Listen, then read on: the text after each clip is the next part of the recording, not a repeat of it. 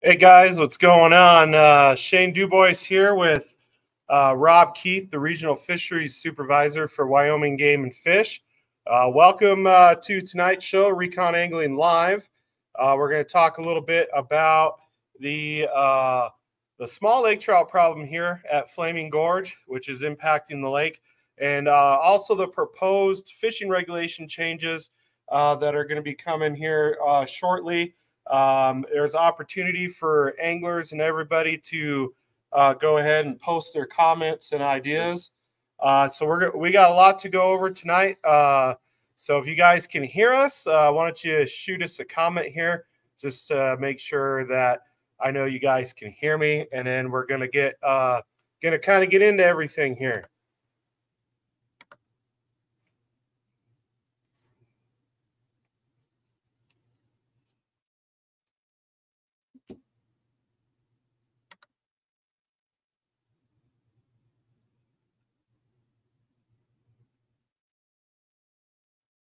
Usually takes a little bit of time. You guys awake over there? Can you hear us?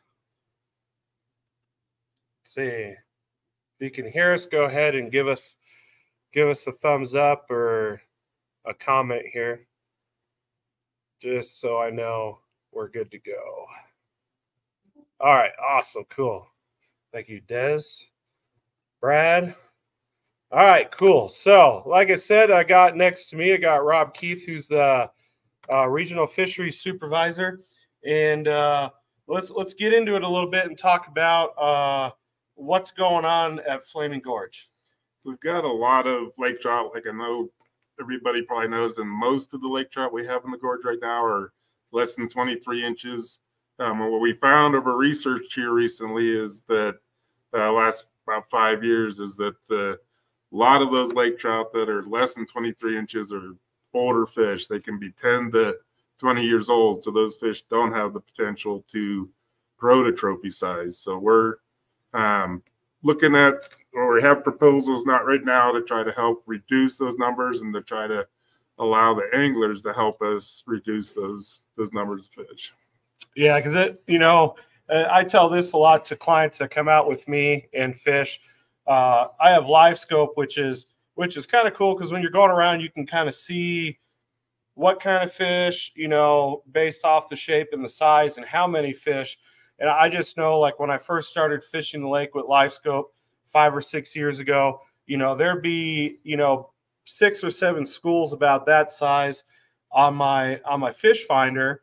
And you're like, oh wow, like there's the school, and we wouldn't even stop on schools that are this. And now you get into a school about that size on the screen, and that's a big school of salmon. So sure.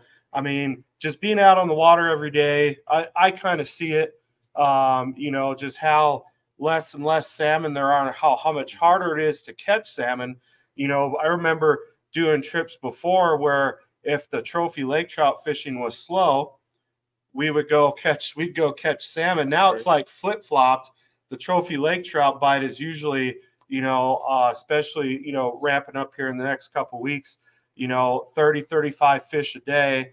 And then we were talking about this before the show started, how we actually will have a big fish on and we'll be reeling it in, and you'll see 4 or 5 other fish the same size or bigger coming and trying to grab the bait out of the hand, or right out of the hand, out of the mouth of the other fish. So I've never really seen that. Like years past, you'd see them kind of ice fishing, you'd see them kind of swim with, but up until like last year and this year, I mean, you're not seeing 1 or 2. It's like 4 or 5 fish coming up trying to grab that bait out of that fish's mouth. So, that for me, that kind of tells me those fish are getting pretty hungry. They're hungry. The salmon numbers are just down, and all the research that we've done points to that the adult salmon aren't being over harvested by the angler, that the fish the kokanee are not growing to adult size. So they're getting eaten either as a young of the year, 1-year-old, or a 2-year-old. So a fish from about 2 to 3 inches up to about 14 inches, they're getting eaten before they ever have a chance to grow. And the the biggest culprit that we're seeing, and it's the same thing that has been seen in a lot of the other reservoirs in the West, is the abundance of small fish, small lake trout less than 23 inches. It's not that each lake trout eats a lot of small kokanee. It's that the sheer number of them that are out there are able to eat a lot of kokanee. We're concerned that both the wild reproduction in the reservoir, which sustains the majority of the fishery, and the fish that we stock just aren't surviving to a catchable size. They're getting they're getting preyed upon by the lake trout prior to getting to a catchable size. I'm gonna go down to the. I was trying to go back here to, and you guys can see on the screen there, just to the right of our heads, you know, these smaller lake trout have, you know, and we see this especially after you guys stock, where every single lake trout you catch, you know, has that you keep that's within that range has, you know, 5 to 6 fish in their bellies, and they're still eating because we're catching them. So, I mean, they know now to kind of, you know, basically whenever you guys stock, I don't really move too far from the ramp. It saves me on gas, but it's a problem, right? You know, because those fish are just getting kind of annihilated and don't really even get a chance to get out and get to that, you know, the age where they're able to spawn and have that natural recruitment in the lake. So that's kind of the slide there, kind of is showing you guys an example of just how many fish that they eat. And then there's the Western lake trout woes. And then just some management stuff here. And let's see. Skip through this for now. And okay. So this, can you actually present through do the presentation through PowerPoint? Or yeah, we can. Because there's some. Let me pull this. Let me just remove this, and then I'll do it a different way. Let's see. Some boxes that need to come up to make it easier for them to see. You can do that. Let's see. Share the screen.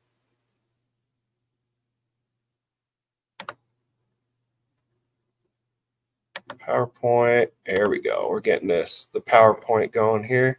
Can you do it in regular PowerPoint, not the? Oh, sorry. Dang thing. All right, bear with us here, guys. Had this all set up, and we got to do it a different way.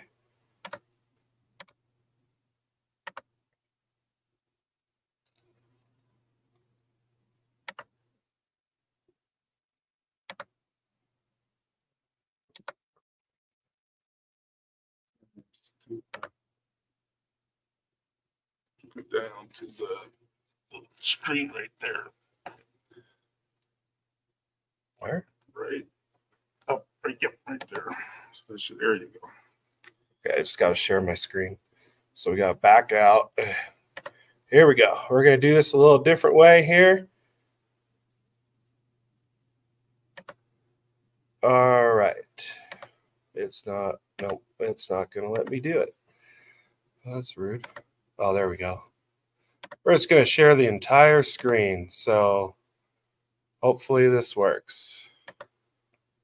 Okay. So this is a graph that's showing several things.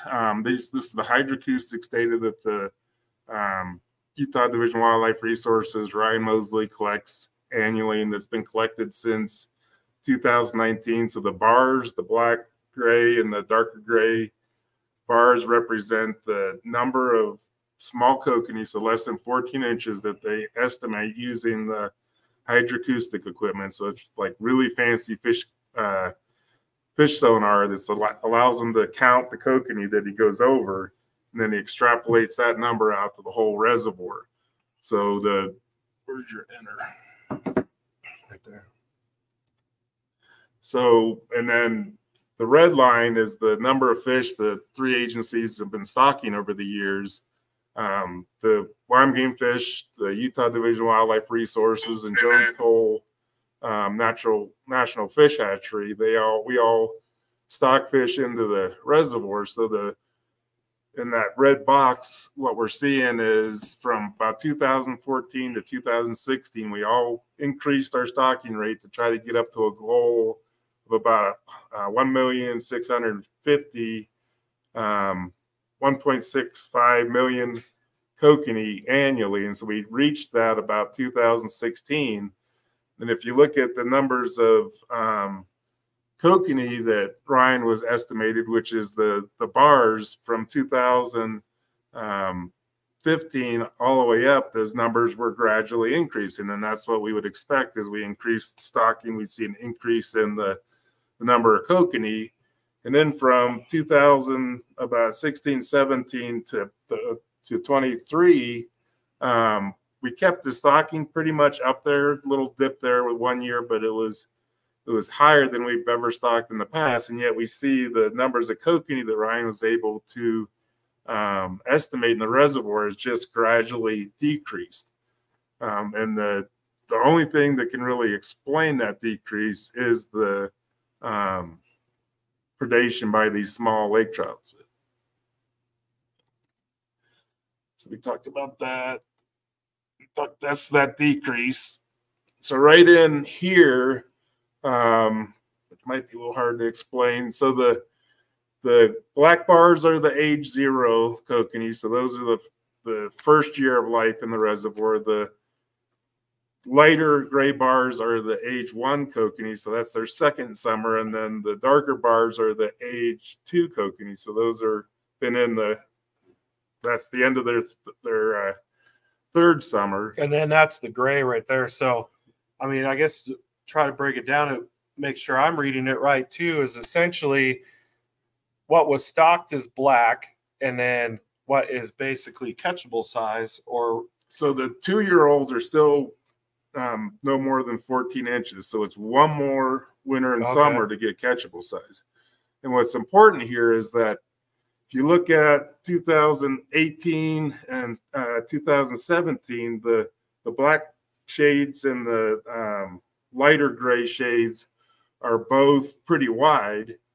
And then you start looking at from 2019 to 2023, the dark black is decreasing, especially that gray, the lighter gray is decreasing. So the numbers of those fish that are surviving from 0 to 1, and then the numbers of those fish that are surviving from 1 to 2 is decreasing. And really the only explanation, and we have more evidence than just this, but the only explanation is they're getting eaten. The trophy size fish do not eat little kokanee. They need to eat a bigger meal, big rainbow, big kokanee. That's how they are sustained, and they don't eat a lot of them to sustain themselves.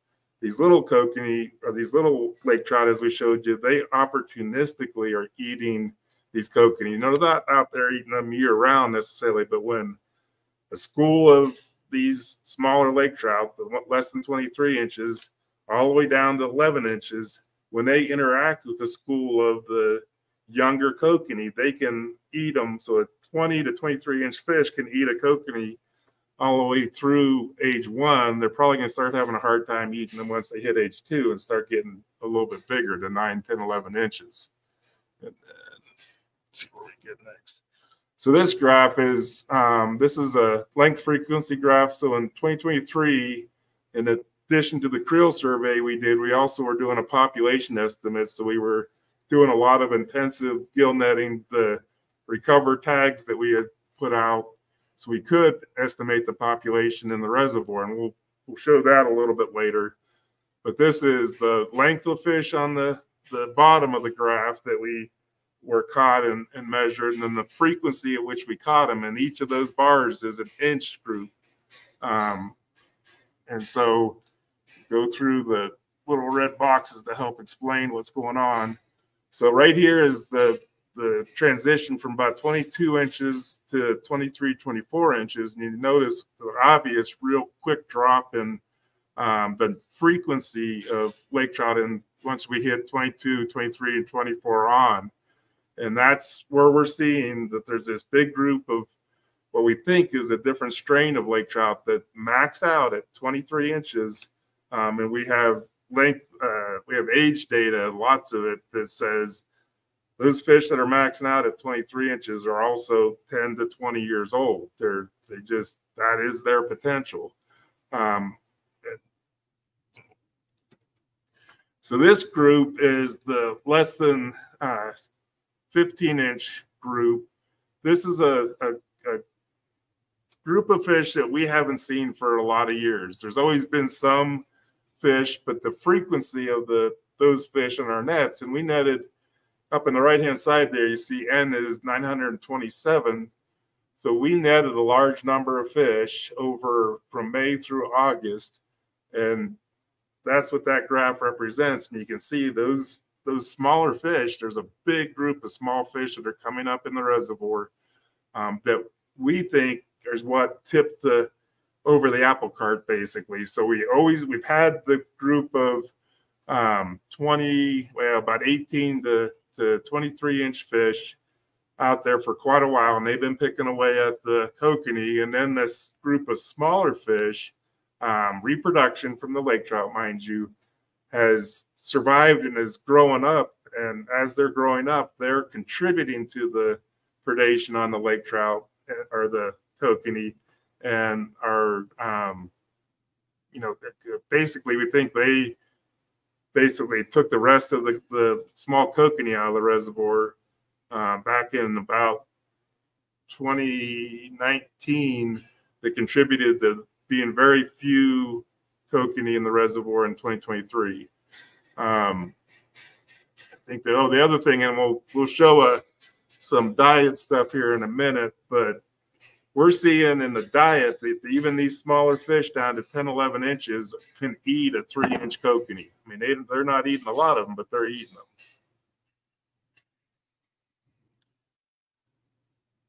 Oh, it's in this group that I got highlighted right now, this 19 to 23-inch group. Those fish are, a lot of the fish that we handle in that size range are sexually mature adults, and in the fall they move into the shallows on the gravels and spawn together, and they're spawning in different locations than where we know the trophy fish are spawning.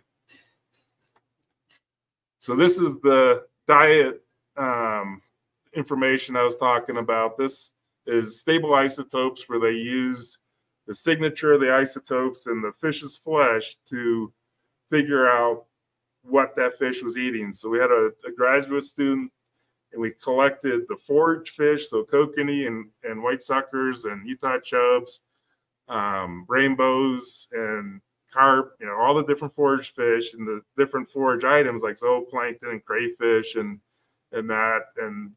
got the isotopic signature out of those critters. And then we got lake trout, and we took muscle tissue and compared the signature of the muscle in the lake trout to the different forages, and you get these bars that we're looking at. And so the green bars that you see on the top, those are things like insects and crayfish and zooplankton. So when the lake trout are smaller, less than 17, that's making up about half of their diet. As the lake trout get bigger, you can see that those food items drop out. And that last group of lake trout, the 22 to 28, they're making a pretty small part. And for the lake trout really to get even bigger, they're going to have to switch over to almost a completely fish diet. But the really important part of this figure, the most concerning, the brown shades are fish. The lighter brown is the rainbow and Bear River cutthroat signature. The tan color is burbot, so it's kind of interesting. Those smaller lake trout are eating a lot of burbot, but it makes sense because they're right on the bottom in the rocks, and those small burbot, not the big ones, but the little burbot starting out from an inch and then growing up, make an easy snack for them. As they grow, that darker brown bar that we have circled there, that's kokanee. So you look at the less than 17-inch kokanee, or less than 17-inch lake trout, 15% of their diet over the last year was kokanee. So that's a fairly small lake trout, and that's a fairly significant portion of their diet is kokanee. Then as we get to the 17 to 28 inch fish, then they're eating 26 to 28% of their diet is kokanee. So a quarter of what they're eating is kokanee. And then as they get bigger, that 22 to 28, you see where they're shifting more to a bigger meal. So those rainbows and Bear River cuts that we stock they go in at about 8 inches, sometimes a little smaller, sometimes a little bigger. So as those lake trout get bigger, they're looking for a bigger meal. And so kind of the take home here is we know that those fish are all eating kokanee. No, they're not. That's not 100% what they're subsisting on. It comes back to that sheer number of them that are out there. Go to the next. So this is we did all that netting in part, and then the tags that you anglers turned into us allowed us to generate a population estimate for the reservoir for these smaller fish. So first thing we're going to look at, I guess the first thing we'll look at is what we did. So get a little different.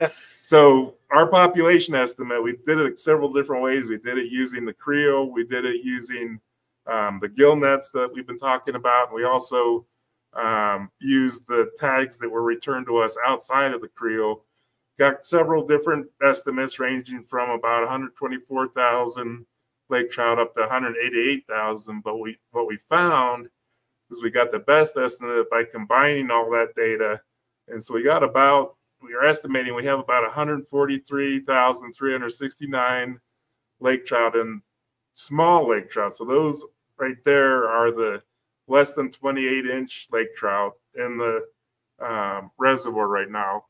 And that becomes significant when we look at what was done back in the 80s. So 1982, they got an estimate. So these are slightly smaller fish, but still comparable.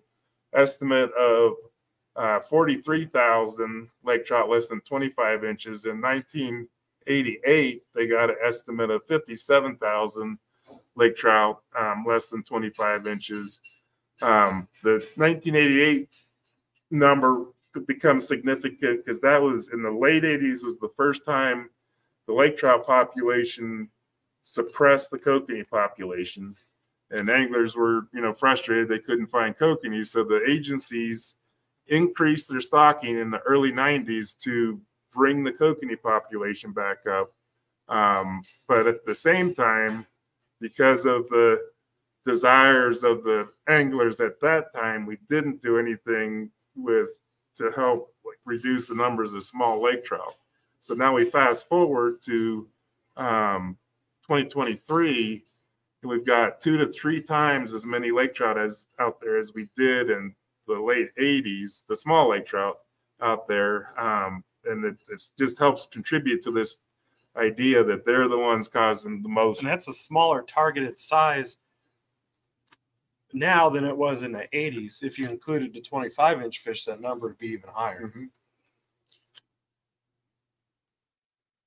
So we'll jump into the proposals just to get those, and then we'll answer questions. So. Yeah, if you guys have questions while we're going, I got my phone going over here. I can't see anything on the screen, but on my phone, if you guys have comments or questions while we're going along with this, feel free to go ahead and comment, and we'll kind of I'm watching my phone live with you guys. So if you have any questions for Rob or anything that we're talking about, feel free to ask us while we're going along with this. So this is the first proposal. So we have a series of proposals for Flaming Gorge. This one's a little bit more general. The comment period for these proposals was opened up mid-April, and it runs through June 10th. So I encourage you on all these proposals. You can jump online, write in your comments on each proposal, whether you're for it, against it, or you're neutral. We'd like to hear from you. So this one is kind of interesting. It's a kind of a common sense thing that apparently our regulations didn't spell out very well. But this addresses if you go out of state fishing for whatever, kokanee, walleye. This regulation proposal says fish taken under another state's valid license do not apply to Wyoming's possession limits unless otherwise specified for Flaming Gorge. So this is just cleaning up the fact that if, like, you go to Idaho and you have a license, you go harvest some walleye legally in Idaho, you bring them back, that isn't counting, those walleye don't count against your Wyoming possession. So it cleans that up, and then it also is addressing what you'll see a little bit later in reciprocity changes, that we're going back to, unless we get pushback, we're going back to one reservoir, one limit, not the dual limits that we kind of are have in place at the moment. So this is the reciprocity I was just talking about. So the Wyoming Game Fish Department and Utah Division of Wildlife Resources got together in February of this year and rewrote the reciprocity to try to address some issues that were created with the previous reciprocity agreement, where we weren't aligned as much as we'd like to be. So reciprocity on the reservoir applies to Utah and Wyoming residents only, because that's what reciprocity is across the border. We have, for the Utah residents, our reciprocity stamp still costs $30. So those are just what it is right now. So the proposals are, when the daily creel limit are the same across the border, so like they are for kokanee and trout right now, it's 4 basically in the aggregate, kokanee and trout, and it's the same across the border. When the daily creel limit is the same, then you're going to be allowed to have 1 creel limit for the entire reservoir. Right now, the way it's written, you could actually have 2 limits of kokanee or 2 limits of trout.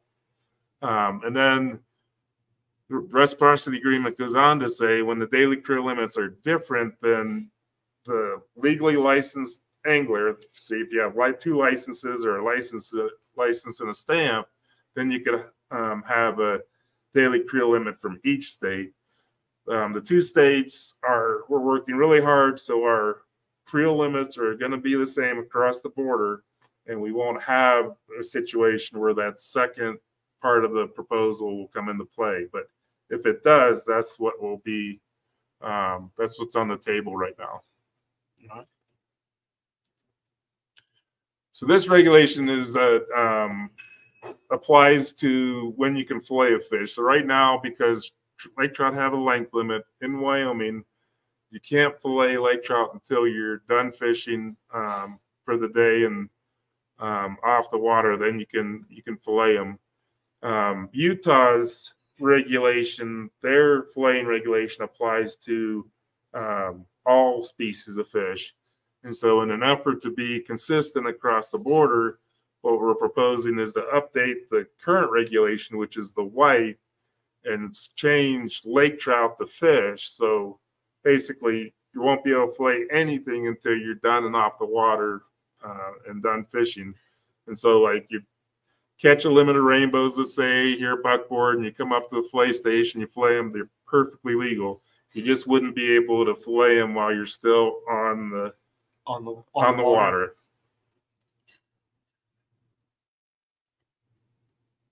So when we had the public meetings back in the fall and even earlier this spring, a lot of anglers are concerned that the harvest by anglers is contributing to the reduction in the kokanee population. And pretty much everything we're looking at suggests that's not really what's happening, that it's the recruitment getting eaten before it has a chance to grow up. But we're sensitive to the anglers' concerns. And so, well, you guys never listen to us, though, right? We always listen. We just can't always do what you want us to do. So a couple of years ago, in an effort prior to this whole kokanee taking a nosedive, we had trying to get in line with Utah. We had proposed to simplify the regs, just getting rid of the 4 trout and salmon, only 3 can be kokanee. And we went to that white sentence there that the creel limit on trout shall be 4 per day in possession. What we're proposing now is to bring back the pulling of the kokanee out of the aggregate, so it's that gold color. 4 trout and salmon, no more than 3 shall be kokanee. Pretty simple. It's just a reduction in the limit to try to we will save a few more fish and try to address the concerns that anglers had about the harvest of kokanee. So this is the big one. This is the proposal that we've got out there to try to help start addressing the issues with the abundant small lake trout out there. Regulation is to designate lake trout, all of them, as a non-game fish. And then, so there will be no creel or possession limits on lake trout, 28 inches and smaller. And then retaining in white that no more than 1 lake trout in possession shall exceed 28 inches. So we're maintaining the protection on the trophy lake trout, trying to encourage the harvest of the smaller fish. And like we've been talking, we just have an awful lot of small lake trout out there. They're impacting the kokanee fishery. When we had the public meetings last fall, one of the things we heard loud from the anglers was they want to be part of the solution on the small lake trout. They want to be helping. This regulation will allow anglers to help, and it'll allow the anglers that either don't like to eat small lake trout or they don't want to mess with the small lake trout at the end of the day. It'll allow them to be able to properly dispose of those fish, whether it be kill them and sink them back in the reservoir where they'll go back in the nutrient cycle and help make more bugs and more zooplankton and drive the fishery, or whether they want to bag them up. And it's not in any way, shape, or form with this proposal that we're disrespecting lake trout. We just need to use every tool in the toolbox that try to reduce the number of lake trout so that the kokanee survive, and so we have kokanee that are both returning to the anglers and kokanee that are out there to feed the trophy lake trout that other anglers like to pursue. So what are the benefits of designating lake trout as a non-game fish? We've been talking about the unlimited harvest, allowing people, when those smaller fish want to cooperate, they can harvest as many as they can catch. It's going to really help with the various fishing derbies that we've had, like the Mac Attack, where the teams that really get into them can remove more. We've had several teams over the last couple of years that get to 12 fish by like 10 o'clock in the morning, and they're just twiddling their thumbs the rest of the day. It'll allow for the disposal of unwanted fish. It'll allow for the legal sale of edible portions of lake trout. And speaking of tournaments, the Hell on Reels Derby is back this year in June. I believe it's June 8th and 9th. And registration will be live tomorrow for that. So, unfortunately, we won't have unlimited harvest, but, we're hoping if everything goes, as you're getting to here, that hopefully by the time we do our Mac Attack tournament this year, this stuff will be in place, and, it'll be interesting to see how many fish they can bring in. Additional benefits for any spear gunners out there, they'd be able to use artificial light to harvest lake trout. Lake trout currently would legally be able to use for bait, but like for the thing that's really interesting about lake trout, and part of the reason why we have such an issue, is lake trout just do not cannibalize lake trout. Yeah, it's weird. If you know Bill Wingert and Ryan Mosley and Craig Amadio and John and I, all the time added up over 4 or 5 decades out on this reservoir, and Ryan can think of himself one time he found a lake trout in a lake trout. The rest of us can't think of any time. So I haven't seen it. So the one of the things I haven't mentioned, so we're in the middle of the comment period. Middle of June, the comments will all be compiled for the commissioners, and then middle of July, they will be presented to the commissioners, these proposals we're talking about. and the commissioners will decide whether these proposals are going to be move forward and become law, or whether they're going to scrap them. And then after the commissioners hopefully approve them, then it goes to the governor for the final seal of approval. So typically when we do regulations, we go through this process we're talking about, and the regulations go into effect January 1, because that's just kind of a simple way to run the show. Because of the urgency and because of the concern with these small lake trout, and because of the opportunity in middle of October to target these little guys when they're up spawning, these older fish that are small when they're up spawning, the current proposal is that these regulations will go into law October 1 of 2024. So this year, and hopefully we'll start really seeing more fish getting removed from the reservoir. And as we remove these small lake trout, even those little, what some people call puppies, those little 14, 11-inch fish, those fish are eating some kokanee. As we get those mouths removed, we're going to see better survival of the trout and the kokanee than we're currently seeing. Yeah, I mean, give an example. Blue Mesa, I remember, I think it was about 10 years ago they did this, and everybody was in an uproar. I've been seeing some fish. I mean, everybody's seen that 73-pounder that came out of there last year, but I've seen a lot of fish that some of my friends are catching down there that are 36 inches and 20 pounds, just blips. And that's, you know, that's just over the course of, you know, basically 5 or 6 years removed of taking those smaller lake trout out and, you know, and trying to help the salmon out. You're already seeing these fish get back to what Blue Mesa was. And then so hopefully, you know, with this, you know, we can get back to seeing those 36-inch, 20-pound fish, or, you know, 40-inch, 40-pound fish that this lake was really well known for. Yeah, and Chris Apel says he'd like to see the length limit drop from 28 inches to 25, you know, because a 28-inch fish could be a 10-pound fish, so maybe only one fish over 25 inches. And, you know, I've talked to you about that, just, right, you know, talking about based on the data that you've shown, the number of, you know, those large fish really plummets once you hit 23, 24, 25.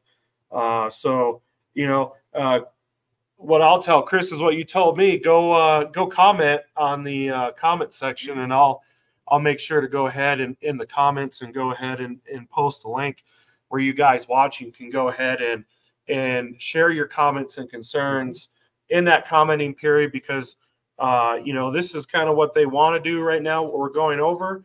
But, you know, they have, you know, I will give them credit. They have listened to us, and you can see with the date of October 1 instead of January 1, they're trying to get it to where those smaller fish are spawning, to where we can go out this year and really impact the fishery, you know, for the future. So if you guys are watching and you have ideas and comments, feel free to comment and talk to us about it too tonight. But also go on that link, you know, and comment, you know, this stuff like this, because my hope is if we get enough people, you know, wanting a certain thing, that they'll look at that like they did with reducing the, you know, the creel limit from 4 back to 3. So, and we've considered dropping the limit from 28 down to 25 or 26, and it's still potentially on the table. But part of our concern is we don't want to, as we do this, we don't want to grow too many trophy fish, because we don't have the adult fish out there. We've got to get the reservoir back in balance. And remember, we do a regulation cycle every 2 years. So there's going to be another cycle will actually start in the spring of 2025 for the rest of the state. We're out of cycle right now with what we're doing.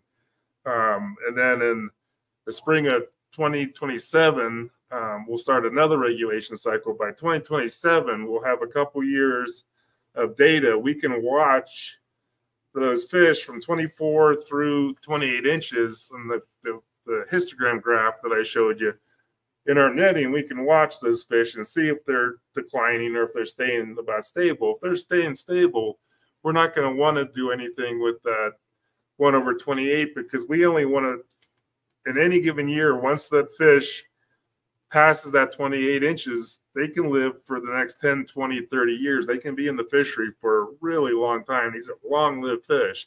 And so we don't want to have too many of those big fish out there.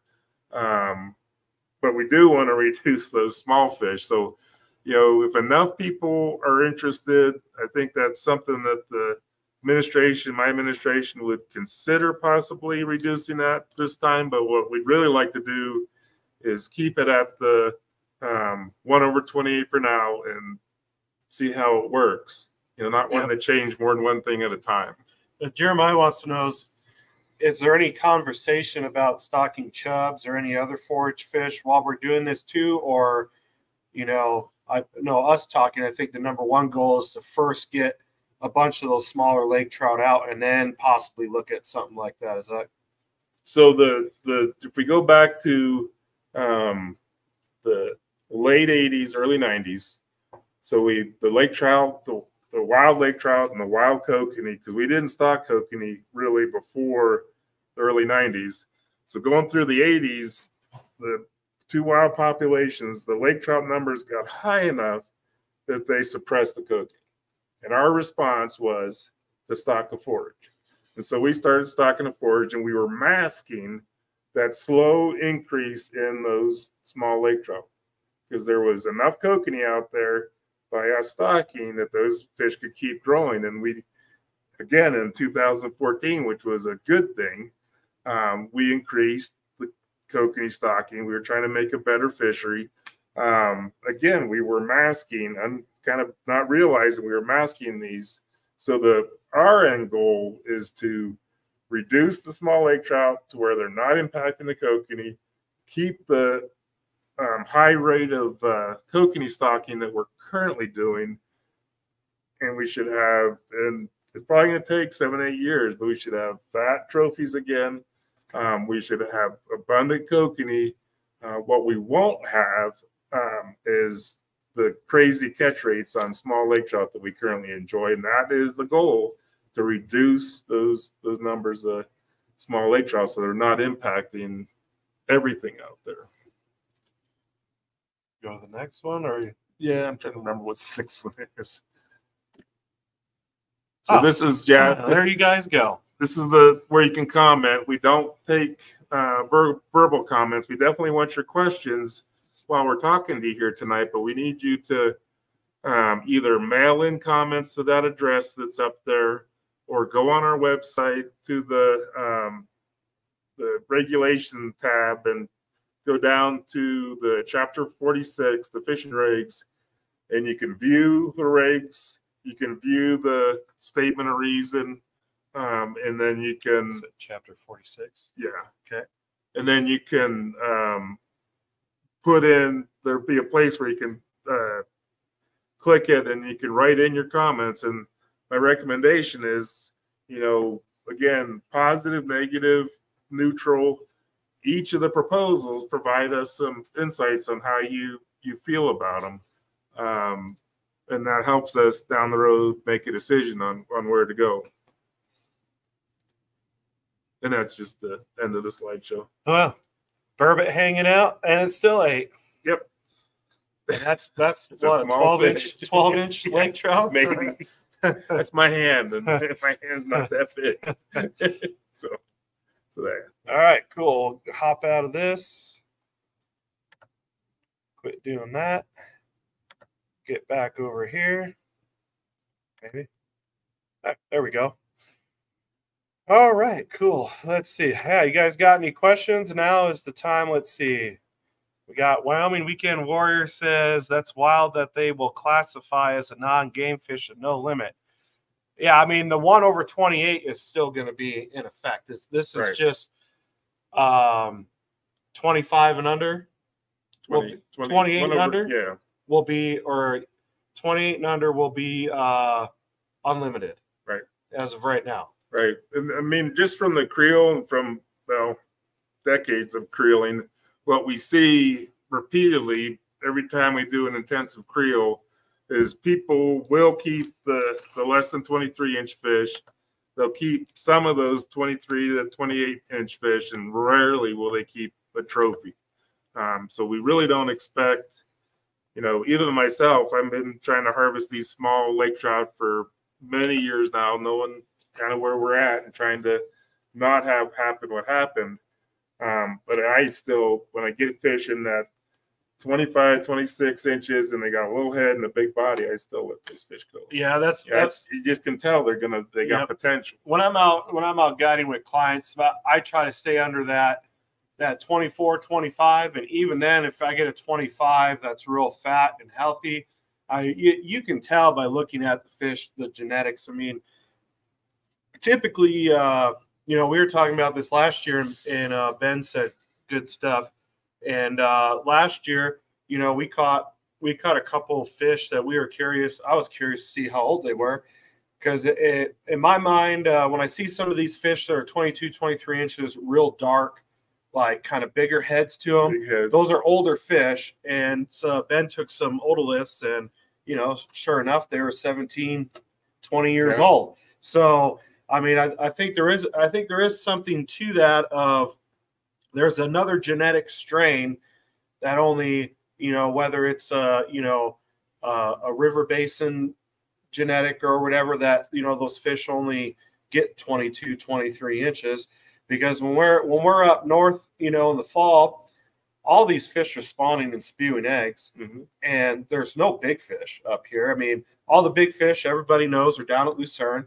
And you come up here, and I've seen it with live scope. Every once in a while, you'll see a bigger fish, and you might get a 10-pounder. But a 10-pounder in the fall up north is usually about as big as you'll see up here. But there is just so many of those little fish, and they're doing their spawn pretty darn close to where some of the the kokanee naturally spawn on the lake too. So that we haven't even really talked about that. Eddie Salas says, how will lake wide limits affect bass limits in Wyoming? I don't think we're planning on doing anything with the bass for a little bit, huh? The bass regulation is still going to be catch and release. Where the bass that we have seem to be maintaining themselves. We think we might be seeing a slight increase in the number of smaller bass. We've definitely, over the last 4 years, have seen a dramatic drop in burbot, and I know that my catch of burbot has reflected that. And so as the burbot numbers go down, as we've been trying to do with the burbot bash and just promoting that opportunity, we're hoping the smallmouth numbers are going to start to rebound. And whether we'll ever get back to where we had just crazy numbers of smallmouth, I don't know. But I'll tell you, the ones we have now are big. Yeah. I mean, Ben caught one last year, is just over 6 pounds. So it would have been the new state record if you could keep one on there. But I mean, they sure are fun. I catch plenty of them over 5 pounds on this lake, and it's kind of like a cherry on the top fish to have in the lake. Here you go, catch. Honestly, if you guys are trying to do the Master Angler program, you could come out here in a day and catch 4 or 5 Master Angler fish in a day. I've done it a few times, but you get lake trout, salmon, burbot, rainbow, cutthroat, brown, smallmouth. That's 7 right there. And to catch 4 or 5 in a day, especially if you're doing like the cutthroat and the rainbows with salmon and trophy lake trout, I mean, that's pretty doable. I think if you guys hit it at the right time of the year, and then you toss a bass in there. But Seth wants to know that, or he says the hatcheries are maxed, or he's been told the hatcheries are maxed out. He feels like this with so many salmon enthusiasts that are out there now. Is there any thought of creating a salmon stamp to help build new hatcheries or help fund stocking numbers? So that's been discussed a little bit. That's not getting a lot of traction. The number of kokanee that we're currently stocking, so right around 1.6 to 1.89 million kokanee a year is plenty. We gotta try to focus on what's really the problem out there, and it's the number of small lake trout. We get rid of those mouths, the kokanee are going to survive. That's just the kind of the simple truth. If we look at the rainbows, we stock at closer to 8-9 inches. Kokanee go in at 3 inches. Rainbows go in at 8-9 inches, and so we're seeing a little bit better survival. They're still being impacted, but the rainbows are able to grow large enough, quickly enough, that they're not in the size range that these small lake trout can eat as long as the kokanee. Kokanee are in that size range for about 3 years. Okay. So they take it in the shorts with this number.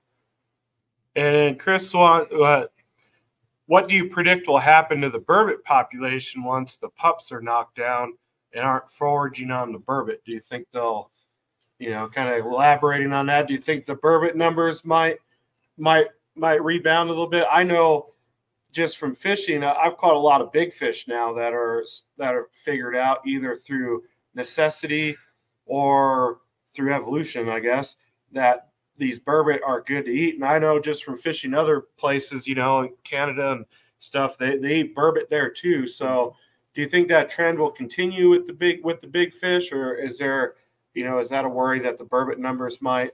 Because I mean, this year when you guys had the meeting earlier this year, this was the lowest numbers of burbots in the net so you guys have ever had since you found out they were here. Right, and it was a 4-year trend down to the low point. I really am not at this point, especially for kokanee, I'm not concerned with the burbot. When the burbot peaked back in like 2009, 10, and 11, the kokanee population out there was fine. We had plenty of kokanee. We see kokanee in burbot from time to time, but they're not driving the population like the small lake trout are. What we think is going on, because like the figure showed us, the small lake trout are eating burbot and eating them when they're small. The big fish, and especially the trophy lake trout, it's only been like Shane said, it's only been the last few years that we're seeing the bigger fish actually utilize them. And I think it's because there's not kokanee, so they're looking for any food. Yeah, and elaborate on that a little bit, just from guiding the last 2 years and spending a lot of time on the water. I have noticed that, fishing for lake trout at the gorge used to be a little different than you would in Colorado. And it's becoming a little more similar now because I think there's not the salmon numbers that they are. And the salmon, usually correlate to those deep drop-offs, those points that are a little bit deeper. And now you're seeing a lot of fish in shallower where the rainbows and other stuff are. For me, being out there as an angler, as much time as I spend on the lake, it's been interesting and fun on my end, just to kind of widen the arsenal of how to catch these big fish. But it also does kind of drive home the point that the kokanee numbers are way down because these fish are in places they normally are not. So, right. And so those old fish that were in the reservoir and got big before burbot showed up, they spent their whole life, getting 20, 30 years, looking up for something silver from the deep, like you're talking about. And so they had no idea that there's this abundance of food on the margins of the reservoir. The smaller lake trout, they basically grew up in the same habitat, fry, fingerling, in the same habitat with the burbot. And as the figure showed, they're eating them. So they'll keep eating them as they get bigger, I guess is my point there. And then what's going on, Mike? And then Wyoming Weekend says he's definitely seen a decline in the health of the lake trout over the last few years. So he says, thank you guys for stepping up and trying to bring it back. And then Chris says, is there a reason why salmon can't be stocked at a larger size than 3 inches? The rainbow populations seem to be doing well. I've been seeing schools of them right now, and they're stocked, larger, right. Snackable size. That's a good question. So the rainbows that we stock that are 8 to 9 inches, those are a year old. And so we grow them in the hatchery for a year, and it takes a lot of resources, a lot of food, a lot of personnel time to grow them. What most managers across the West have found for decades with kokanee is the best time to stock them is 3 inches. And so the eggs are collected in October, well, late September, October, and November from either brood source or from a wild brood, taken in the hatchery, hatched, and they're grown from egg in, let's say, November to stocking in mid to late May to 3 inches.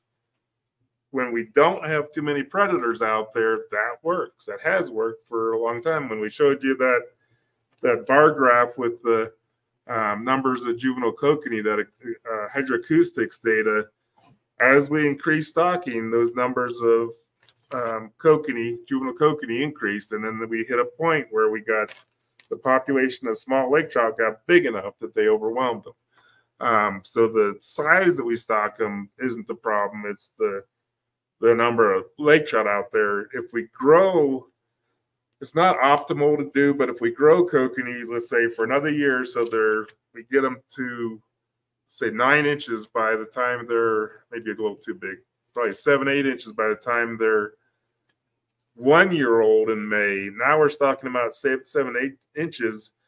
We stock fish based on number per pound. So a 3-inch fish doesn't weigh much, so we can stock way more fish of the same poundage. If we grow them to 9 inches, now we're stocking a fraction Less.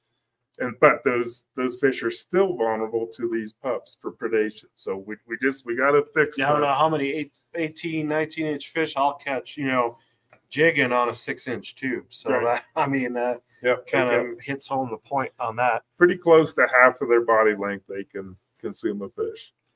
Ben says he has a feeling this younger generation of Lakers will have a wide prey variation, suckers, burbot, etc. And there's a ton of food out there right now. The Lakers just need to adapt, and I think we're seeing that. They're adapting to not starve to death. Yeah. But we can't support the numbers of small fish we have out there. Oh, we got any other questions? We're coming up right on about an hour, so we're gonna go ahead and Chris says thanks for the feedback, Rob, on that. But yeah, guys, I went ahead and put in the comments where to go. Where to go and get the information to leave your comments to the Game and Fish. So when they do go and do this, they can read all the comments and take that into consideration. Here in the next week or so, too, TJ and I are probably going to go live and talk about, kind of how and where to target these lake trout, the small pups this time of year. So I have quite a bit of stuff on my YouTube channel on Recon Angling, where I go in depth. It's a beginner's guide to lake trout that I did a couple years ago. It's really good information, still, applicable for fishing today. So check that out. But we're going to do that. And we'll also, I'm going to do a live show talking about big fish. So how to handle big fish properly, kind of the proper, jigs and line and stuff like that. There's a lot of stuff out there right now. A lot of tackle that you can buy that necessarily doesn't have what it takes to get a big fish in safely. And so you're not breaking off, something in a big fish's mouth that could cause it to die.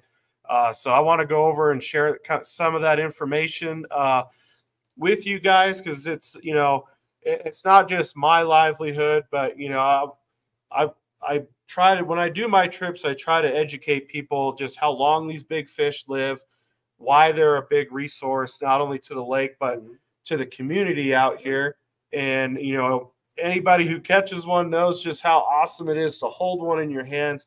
So we want to make sure we're doing it right so that, future generations can catch these fish. Because as Rob said, so a lot of these fish can live 30, 40 years. So, that's a long time to have a resource like that. And I know a lot of us, we'll catch the same fish a couple years later after one of our friends caught it. And it's kind of cool just to see, how much bigger the fish has gotten, or on the other end, lately, smaller the fish have been Skinnier, getting. Yeah, because, when I first started guiding, I would probably catch, 1 or 2 lake trout 44 inches or longer a week.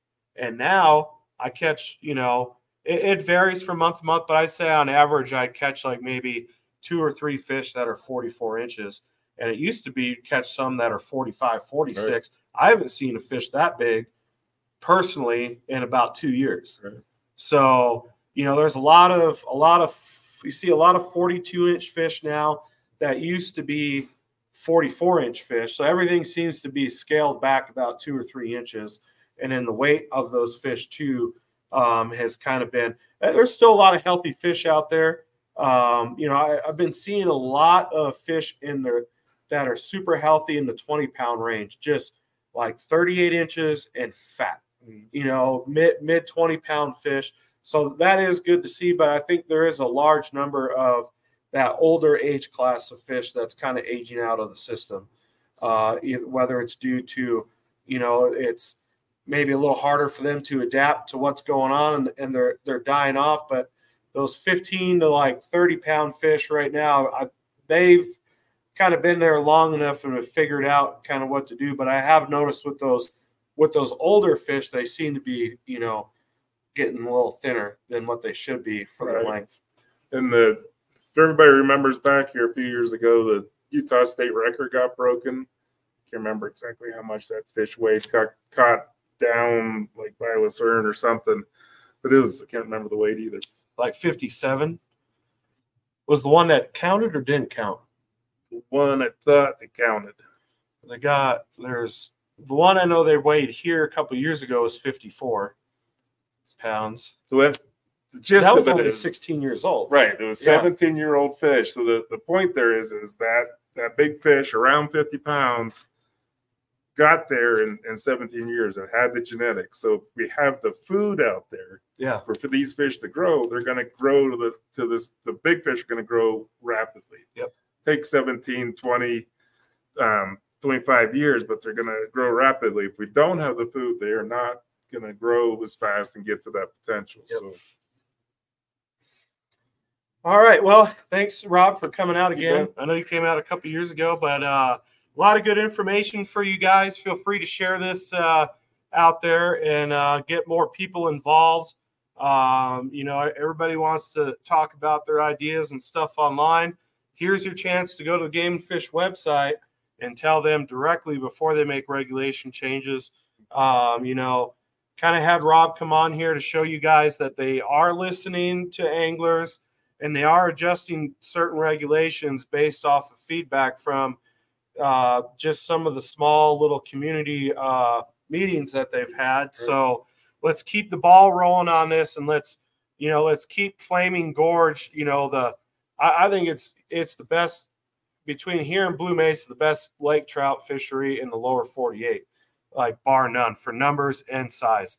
So let's help keep this lake here. And the same thing with the salmon. I mean, it's a premier destination for salmon, and then the cutthroats are getting big, the smallmouth. I mean, it really is such a great place. I like to get out and go fish everywhere. I don't have a chance to leave, and it doesn't really bother me too much because there's a lot of good stuff to catch here. So let's keep it going. And then look out for next week. Like I said, we're going to try to go back weekly and have, try to get some useful information out there for you guys and keep the ball rolling. So until then, everybody stay safe, tight lines, and we'll catch you next time.